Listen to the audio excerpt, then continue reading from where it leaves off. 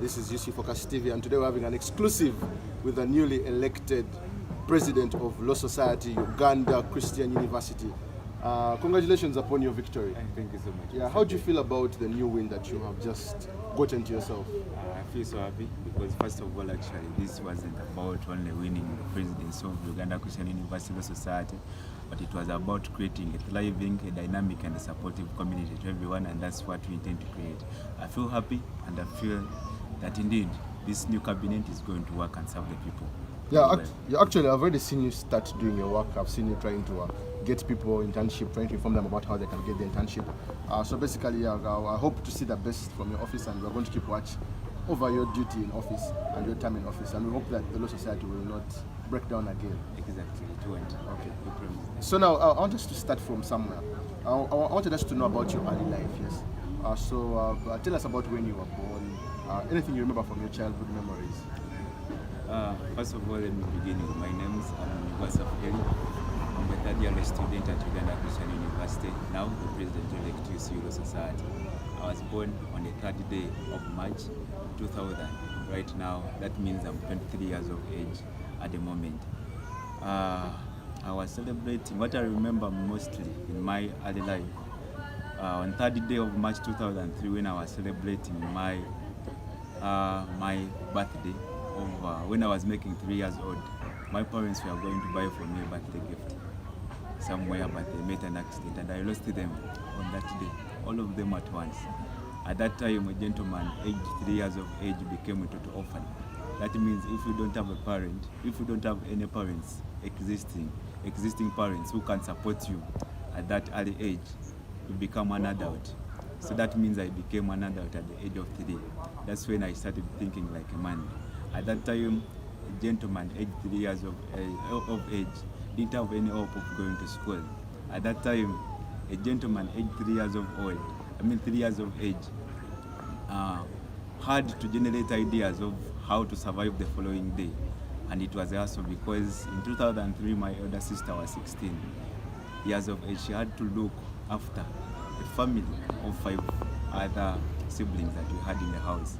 It was a hassle. So growing up was really a hassle. But however, what we didn't lose was hope. So as I was growing up in 2004, I joined Chitezi Nursery School. Let me cut you short from there. 2004, you talked about your 16-year-old sister.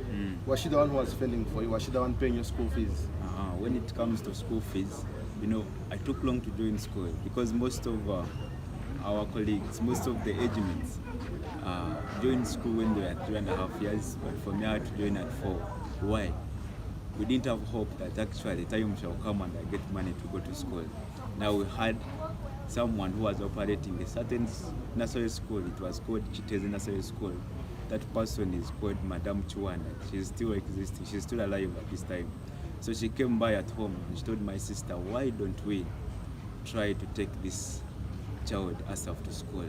So she took me to her school and I was studying for free. However, she told my sister to work and get some money so that she can at least acquire for me some uniforms, shoes and other scholastics. And my sister did so and I was able to complete nursery.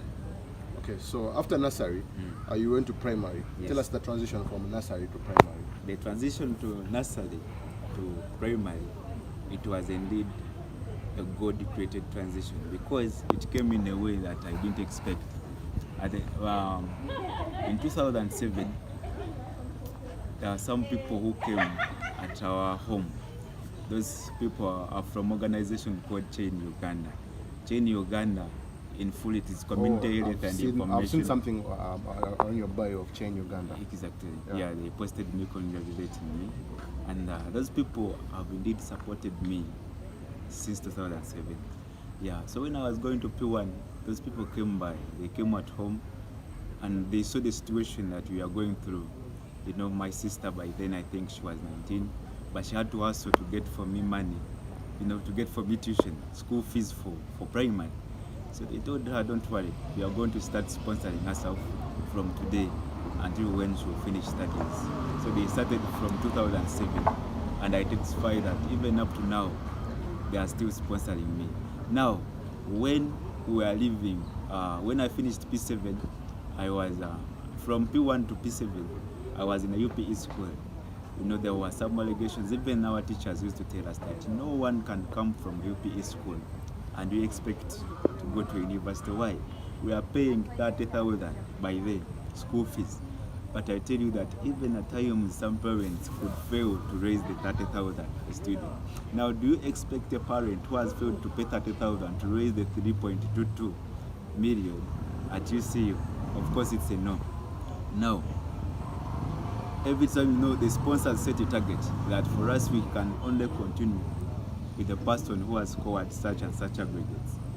So when I was in primary, when I reached P7, the organization had to set a cutoff point. They had to set cutoff points, and by then it was 18 points. I mean, it was 18 aggregates, and in that UPE school, what was called Wampeo Primary School, it's still there even right now. I managed to get a super second grade. I got 15 points, and therefore I had 15 aggregates. Yeah, 15 aggregates. 15 aggregates, and I had to go to secondary. So before you go to secondary, what was the hardest moment for you in primary school, and what was the best moment for you in primary school? The hardest moment for me in primary school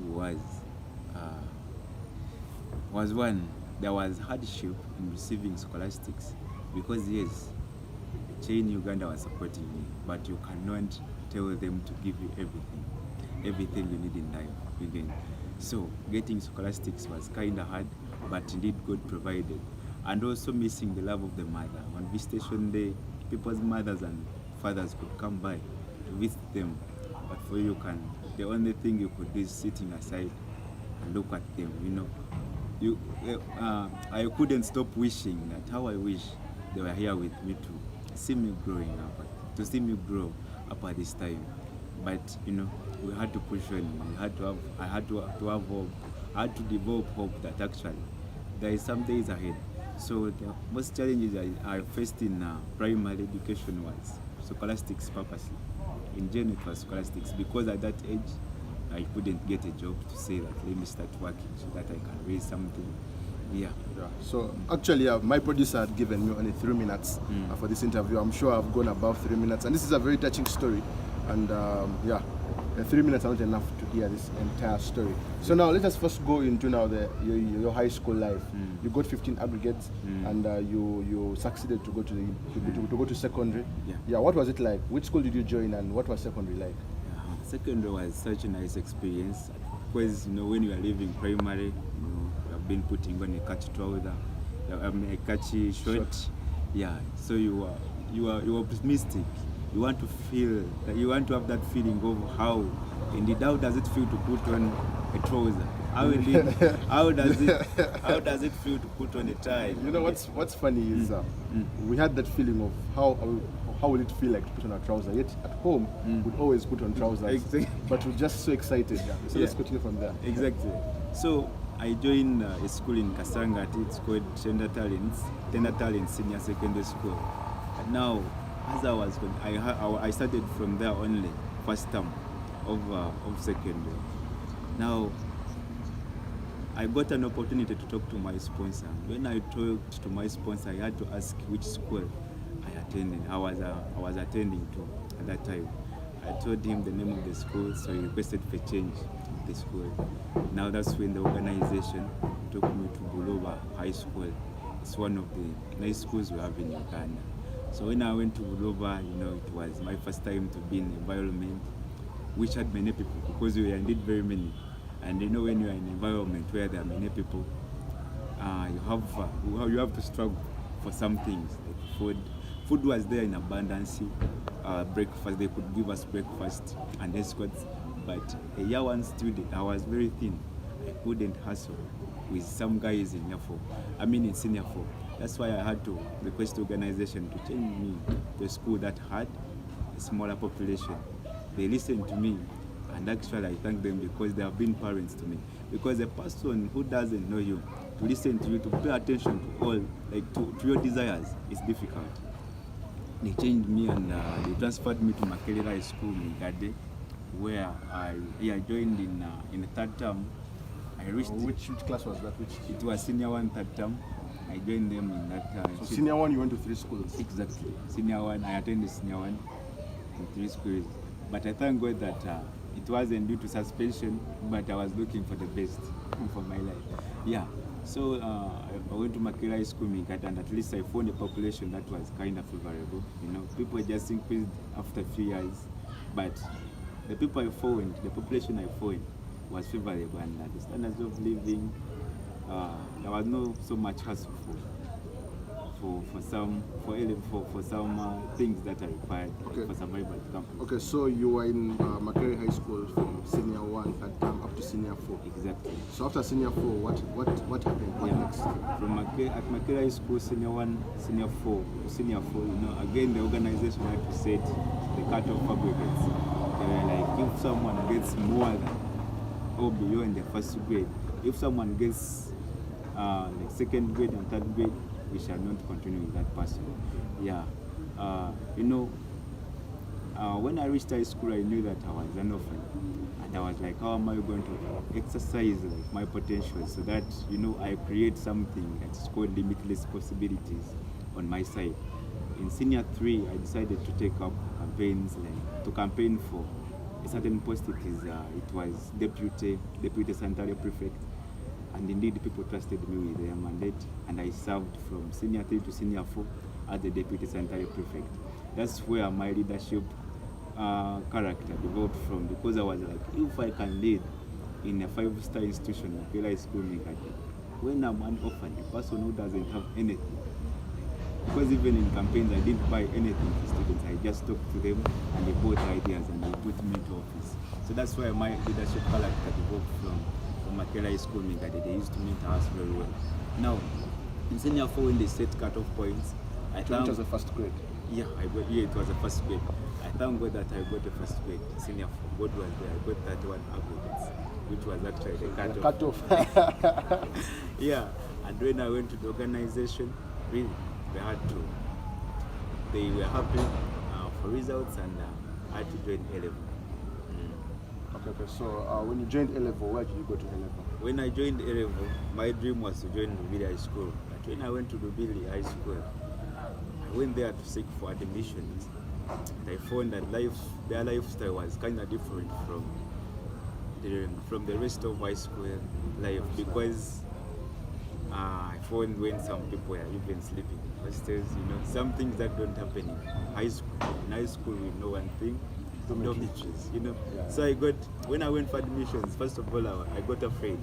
I got afraid, and I said, no, let me go back to the environment I know better. So I decided to go back to Makerere High School, because I was like, what if I go to a school that wants tuition or school fees on the first of reporting, and at Makerere High School, they knew that I was a sponsored student.